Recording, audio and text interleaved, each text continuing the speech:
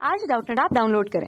Doubtnut पर अपने सभी गणित, रसायन विज्ञान, भौतिक विज्ञान और जीव विज्ञान के डाउट्स का करो सफाया। बस प्रश्न की फोटो खींचो, एक ही प्रश्न को क्रॉप करो और तुरंत वीडियो सोल्यूशन पाओ। अभी डाउनलोड करें। नमस्कार। प्रश्न है, निम्न में से कौन सा कथन गलत है? पहला है, आयोडीन की वैन डर वाल्स त्रिज्या सहसंयोजी त्रिज्या से बड़ी होती है। दूसरा है, सभी सम इलेक्ट्रॉनिक प्रजातियां आवर्त सारणी के एक आवर्त से संबंधित होती है। तीसरा है, नाइट्रोजन का IP1 0 से अधिक होता है परंतु ऑक्सीजन का IP2 नाइट्रोजन से अधिक होता है। चौथा है, नाइट्रोजन की इलेक्ट्रॉन बंधुता फास्फोरस से अपेक्षा कम होती है। तो दोस्तों, जो हमें दिया गया है आयोडीन की वैन डर वाल्स त्रिज्या, आयोडीन जो होता है वो जब आणविक रूप में रहता है I2 के रूप में, तो वो गैसीय अवस्था में रहता है। कौन सी अवस्था में रहता है? गैसीय अवस्था में। और गैसीय अवस्था के लिए हम वैन डर वाल्स त्रिज्या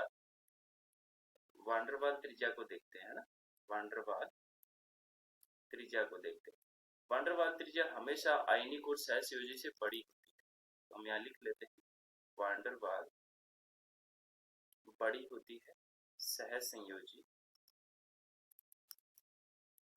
और सहसंयोजी से बड़ी होती है सहसंयोजी और आयनिक से। ठीक है ना, यहाँ आयनिक। ठीक, पहला तो सही होगा।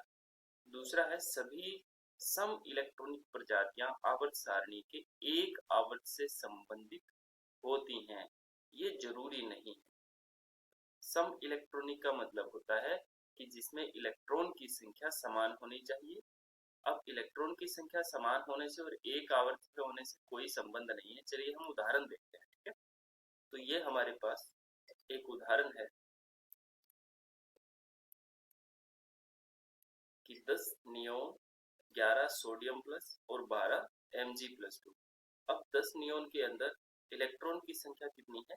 10 है। 11 Na+ में इलेक्ट्रॉन की संख्या कितनी है? 10 इलेक्ट्रॉन, क्योंकि एक इलेक्ट्रॉन त्याग देगा। परमाणु क्रमांक के बराबर होता है इलेक्ट्रॉन की संख्या। Mg के अंदर 12 होनी चाहिए, 2 त्याग दी, 10 इलेक्ट्रॉन बचे। तो ये सब की सब क्या है? सम इलेक्ट्रॉनिक है। सब क्या है? ये सम इलेक्ट्रॉनिक। लेकिन अगर हम आवर्त की बात करें तो नियोन जो होता है उसका आवर्त कौन सा हो जाएगा? नियोन का आवर्त हीलियम के बाद आता है नियोन। ठीक है, तो इसका आवर्त हो जाएगा दूसरा। सोडियम वाले का आवर्त हो जाएगा तीसरा, और मैग्नीशियम का भी कौन सा है? तीसरा। तो एक ही आवर्त तो नहीं है, सम इलेक्ट्रॉन जरूर है लेकिन आवर्त एक नहीं है। तो ये हमारा विकल्प जो है असत्य है, और यही हमसे पूछा गया है कि इनमें से गलत कथन कौन सा बताना है। चलो आगे वाले देखते हैं। नाइट्रोजन का IP1 0 से अधिक होता है। बिल्कुल, IP1 का मतलब होता है आयनन विभव। आयनन विभव का मतलब एक इलेक्ट्रॉन निकालने के लिए आवश्यक ऊर्जा। ऊर्जा हमेशा आयनन विभव के लिए देनी पड़ती है एक इलेक्ट्रॉन निकालने के लिए।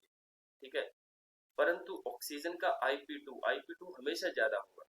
IP2 जो है उसके लिए, यानी कि एक इलेक्ट्रॉन निकालने के बाद क्या होता है, प्रभावी नाभिकीय आवेश बढ़ जाता है, और उसमें से फिर एक इलेक्ट्रॉन और निकालेंगे तो हमेशा ऊर्जा ज्यादा ही देनी पड़ेगी जो नाइट्रोजन से अधिक होता है। तो ये भी सत्य वचन है। दूसरी, चौथा है, नाइट्रोजन की इलेक्ट्रॉन बंधुता। इलेक्ट्रॉन बंधुता कहते हैं एक इलेक्ट्रॉन जोड़ने से उत्सर्जित ऊर्जा जो होती है वो हमें इलेक्ट्रॉन बंधुता के नाम से जानते हैं। तो नाइट्रोजन जो होता है इसका आकार छोटा होता है फास्फोरस की तुलना में, एक ही परिवार के सदस्य। ठीक है, तो नाइट्रोजन की इलेक्ट्रॉन बंधुता फास्फोरस की अपेक्षा कम होती है। बिल्कुल कम होती है, क्योंकि बड़े आकार में इलेक्ट्रॉन जोड़ना आसान रहता है, छोटे आकार में नहीं। तो हम कहेंगे कि नाइट्रोजन की इलेक्ट्रॉन बंधुता जो होती है वो फास्फोरस से कम होती है। ये है हमारी EA। इसे हम अंग्रेजी में इलेक्ट्रॉन एफिनिटी कहते हैं। ठीक है, तो ये सब सत्य कथन है। दूसरा हमारा असत्य वचन है। ठीक है, कक्षा 6 से 12वीं से लेकर नीट, IIT, JEE वो एडवांस के लेवल तक 1 करोड़ से ज्यादा छात्रों का भरोसा। आज ही डाउनलोड करें डाउटनेट ऐप या व्हाट्सएप करें अपने सारे डाउट्स 8400 400 400 पर।